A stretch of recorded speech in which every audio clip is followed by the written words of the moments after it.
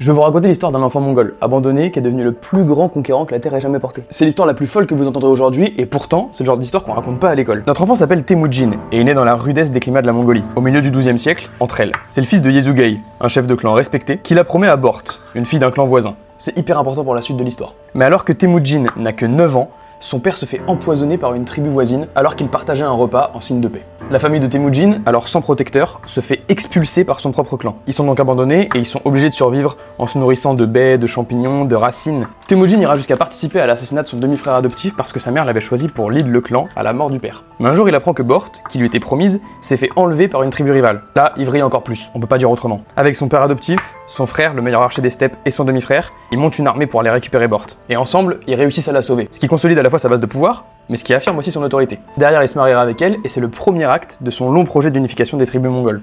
Temujin, plus tard, deviendra Gengis Khan, dont vous avez forcément déjà entendu parler.